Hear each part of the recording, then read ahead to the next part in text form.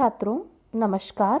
मैं संगीता पांडे, सहायक प्राध्यापक Hindi, Holi cross women's college Ambikapur से आज हम एमए द्वितीय सेमेस्टर के प्रथम प्रश्न पत्र आधुनिक काव्य के 5वें इकाई से महादेवी वर्मा जी की रचनाओं का अध्ययन करेंगे। आज हमने महादेवी वर्मा जी की जिस रचना का चयन किया है उसका शीर्षक है यह मंदिर का दीप इसे नीरव जलने दो। महादेवी वर्मा जी की यह रचना दीप शिखा काव्य संकलन में 1942 में संकलित हुई थी।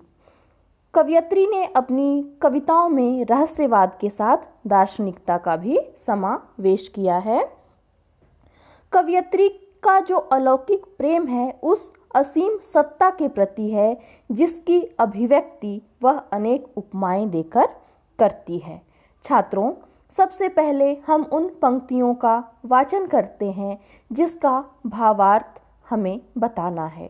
यह मंदिर का दीप इसे नीरव जलने दो, रजत शंख घड़ियाल स्वर्ण वंशी वीणा स्वर, गए आरती वेला को शत शत लय से भर, जब था कल कंठों का मेला विहन से ऊपर उपल तिमिर था खेला, अब मंदिर में इष्ट अकेला इसे अजीर का शून्य गलाने को गलने दो।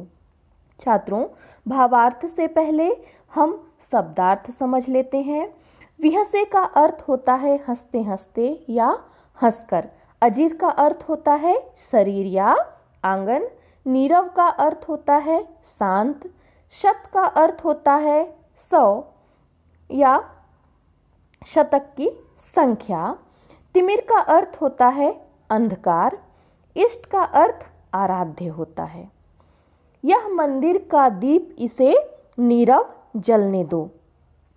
कवयित्री कहती हैं कि मंदिर में जो दीपक जल रहा है उसे शांत या मौन होकर जलने दो।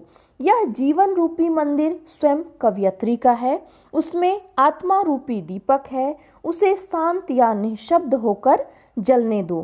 कवयित्री यहाँ किसी का हस्तक्षेप नहीं चाहती हैं। रजत शंख घड़ियाल स्वर्ण वंशी वीणा स्वर, गए आरती वेला को शत शत लय से भर।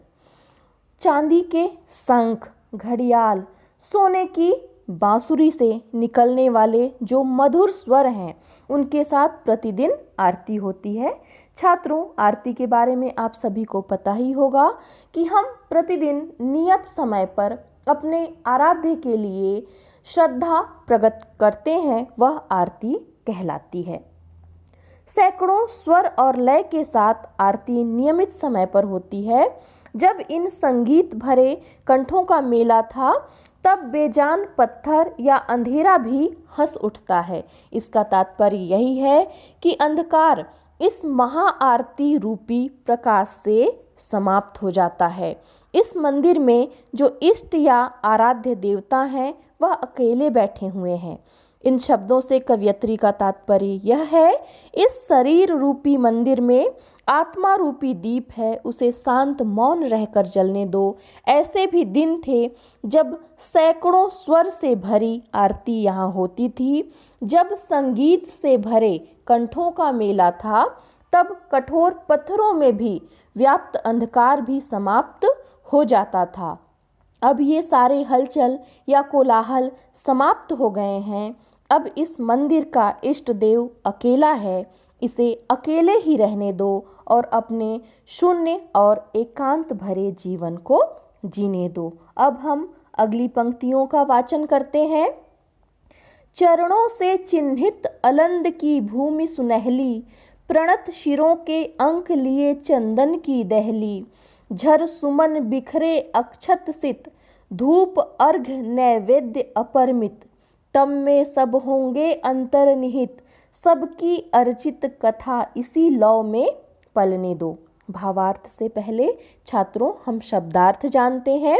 सुनहली का अर्थ सुनहरी है। प्रणत का अर्थ झुका हुआ है। अपरिमित का अर्थ बड़ी संख्या में या ज़्यादा है। तम का अर्थ अंधकार है। अर्चित का अर्थ पूजित या सम्मानित है। कवयित्री कहती हैं, यह वह सुनहरी भूमि है जहाँ प्राचीन चरणों से यह पावन हुई है, जहाँ भक्तगण अपने सिर को झुकाकर चंदन की बनी हुई जो दहलीज है, दहलीज मतलब जो दरवाज़ा होता है, दरवाजे में जो नीचे का चौखट लगा हुआ होता है उसे दहलीज कहा जाता है। और सामान्यतः सभी मंदिरों में दरवाज़ा बना रहता है और उस दहलीज को, उस चौखट को पार करके दर्शन के लिए जाया जाता है। तो कवयित्री का कहना है कि जो चंदन से बनी हुई दहलीज थी वो कभी खंडित होने वाली नहीं थी। यहाँ निर्मल स्वच्छ पानी का झरना था जिसके पास सुंदर फूल, जिसे हम पुष्प या सुमन कहते हैं, बिखरे पड़े रहते थे। पूजा में प्रयोग होने वाले धूप, दीप, नैवेद्य वहाँ बड़ी मात्रा में रखे रहते थे। और ये सारी चीज़ें क्या होने वाली हैं? अंधकार में समाहित होने वाली हैं। तम का अर्थ अंधकार होता है, तो ये सारी चीज़ें अंधकार में समाहित होने वाली हैं। इन सभी चीज़ों की पूजा अर्चना की गई है। जो भी वस्तु पूजित होती है छात्रों, वो सम्माननीय हो जाती है। तो कवयित्री का कहना है कि ऐसा सम्मानित या पूजित जो कथा इस ज्वाला में है उसे पलने दो। कवयित्री कहती हैं कि ये जो ज्वाला है ये भक्ति की आग है, क्योंकि कवयित्री का जो प्रेम है वो अलौकिक है, उस परमात्मा के प्रति है जिसमें वो जल जाना चाहती हैं। कवयित्री कहती हैं, इस पूजा या भक्ति के लिए मैंने क्या क्या नहीं किया, परंतु ये सब इसी अंधकार में विलीन होने वाला है, तो फिर इसे त्याग दो, इसे यहीं छोड़ दो। अब हम अगली पंक्तियों का अध्ययन करते हैं छात्रों। पल के मन के फेर पुजारी विश्व सो गया, प्रतिध्वनि का इतिहास प्रस्तरों बीच खो गया, सांसों की समाधि सा जीवन मसी सागर का पंथ बन गया, रुका मुखर कण कण स्पंदन, इस ज्वाला में प्राण रूप फिर से ढलने दो। छात्रों, सबसे पहले हम शब्दार्थ देखते हैं। मन के अर्थात मोतियों की माला में पिरोए हुए मोती, उन्हें मन के कहा जाता है। प्रस्तर का अर्थ पत्थर है। मसी का अर्थ स्याह, स्याही, स्याही का जो रंग होता है स्याह, गहरा होता है या काला। मुखर का अर्थ वाचाल या ज़्यादा बोलने वाला होता है। स्पंदन का अर्थ हलचल होता है। कवयित्री कहती हैं कि कुछ ही क्षण में मन की भावनाओं में बदलाव हो गया है। इस मन मंदिर का जो पुजारी है, पुजारी अपने इष्ट के लिए, अपने आराध्य के लिए, आप सभी को पता होगा एक माला रहती है, उसमें निश्चित मन के या मोती गुथे हुए रहते हैं।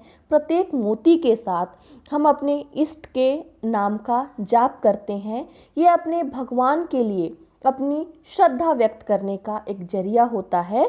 तो पुजारी मन के फेर कर, और ये विश्व, पुजारी और विश्व सब सो गए हैं, अर्थात इस मन में कोई इच्छा नहीं रह गई है। सब मन के भीतर प्रतिध्वनि सा इतिहास करता हुआ पत्थरों के बीच कहीं खो गया है। सांसों की समाधि सा जीवन हो गया है। सांसों की समाधि सा जीवन का अर्थ ये है कि अब किसी भी विषय वस्तु को देख करके मन विचलित नहीं होता। अगर सामान्य शब्दों में आप इसे समझना चाहें तो संसार के भोग विलास की ओर मन नहीं खींचता है। अब यह काला अंधकार, काली स्याही की तरह सागर, गहरा, रात के अंधेरे में जो समुद्र होता है वो एक बड़े स्याही के समुद्र के समान दिखाई देता है, स्याह दिखाई देता है। जैसा महान रास्ता या पथ बन गया है जिसे पार करना संभव नहीं है।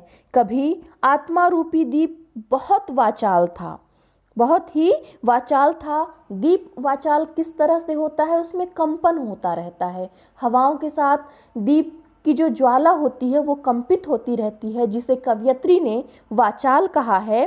अब कण कण में इसका स्पंदन या कंपन रुक गया है, अर्थात इस हृदय की धड़कन कम हो रही हैं। इसलिए इन सांसों को इसी अग्नि में एक बार फिर घुल मिल जाने दो। कवयित्री यहाँ अपने जीवन की अग्नि में थोड़े समय रहने की इच्छा व्यक्त कर रही हैं, क्योंकि जो भी शेष या नीरस जीवन बाकी है उसे वो वैसे ही जीना चाहती हैं, क्योंकि उनके जीवन की समस्त इच्छाएं और आकांक्षाएं कहीं खो गई हैं। इस जीवन को पार करने का रास्ता भी बड़ा कठिन हो गया है, इसलिए वो इस अग्नि में अपने आप को आहूत करना चाहती हैं। छात्रों, अब हम अगली पंक्तियां पढ़ेंगे।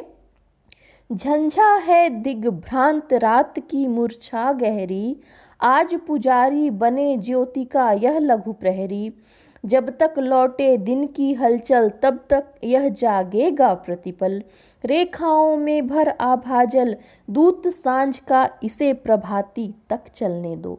सबसे पहले हम शब्दार्थ देखते हैं छात्रों। झंझा का अर्थ तेज हवा होता है, ज्योति का अर्थ रोशनी या उजाला होता है, प्रहरी का अर्थ पहरेदार है, आभा का अर्थ रोशनी या प्रकाश होता है, सांझ संध्या को कहा जाता है, प्रभाती का अर्थ प्रातः काल या सुबह होता है। कवियत्री कहती हैं, इस रात के गहरे तूफान की वजह से गहरी बेहोशी की तरह हो जाती है, जिससे कोई भी रास्ता नहीं सूझता है। कवियत्री को सब कुछ एक भ्रम की भांति दिखाई दे रहा है। वो कहती हैं, जब तक दिन की हलचल समाप्त हो जाएगी तब तक यह ज्योति रूपी जो छोटा पुजारी है वो जागता रहेगा। वो क्यों जगेगा? क्योंकि उसे इस रोशनी की रक्षा करनी है। कवियत्री कहती हैं, चमकता हुआ शोभायमान जो जल है उसे पानी या रेखाओं में भरकर उस शाम या रात तक का दूत या संदेश वाहक बनाकर सुबह तक चलने दो। छात्रों, इन पंक्तियों में निराशावादी होकर भी जीवन की लालसा व्यक्त हो रही है। महादेवी वर्मा जी की रचनाओं में अद्वैतवाद, दर्शनवाद एवं रहस्यवाद के दर्शन होते हैं।